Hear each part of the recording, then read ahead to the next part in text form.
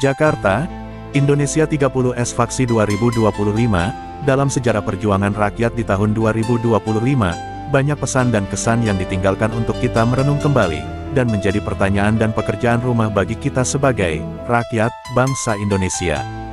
Apakah Indonesia itu masih ada, atau Indonesia hanya simbol sebuah negara, atau mungkin Indonesia sudah tidak ada, hanya tinggal sebuah nama yang hanya dapat dikenang oleh anak cucu kita?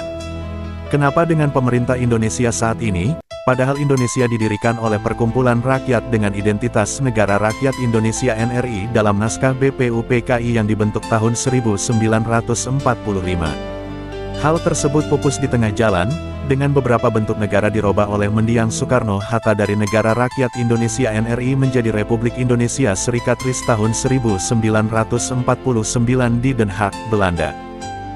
Perundingan ini bertujuan untuk mengakui kedaulatan Indonesia secara de facto dan de jure dalam bentuk negara federasi, namun RIS tidak bertahan lama. Presiden Soekarno pada tanggal 17 Agustus tahun 1950 bertepatan dengan peringatan Hari Proklamasi Kemerdekaan Indonesia kelima dan digantikan oleh Negara Kesatuan Republik Indonesia NKRI hingga sekarang ini. Landasan Negara Kesatuan Republik Indonesia NKRI adalah Pancasila sebagai ideologi dan dasar negara, serta Undang-Undang Dasar Negara Republik Indonesia tahun 1945 UUD 1945 sebagai hukum dasar tertingginya, yang keduanya saling menguatkan dan menjadi pedoman hidup bangsa Indonesia. Pertanyaannya saat ini, apakah UUD 1945 sudah dijalankan?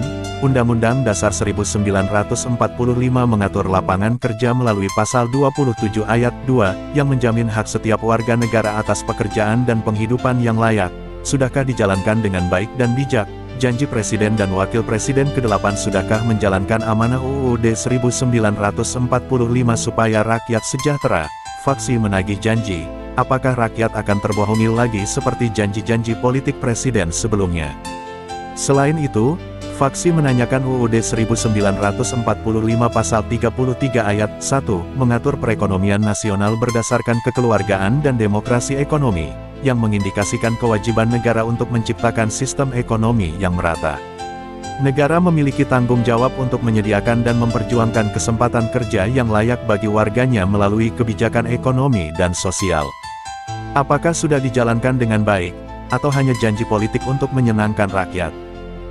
Jika Indonesia terus ada jalankan dua amanat UUD 1945 sebagai perintah rakyat kepada pelaksana pemerintah Indonesia, jika tidak sanggup hingga 2026 bubarkan saja pemerintah yang berkuasa, biarkan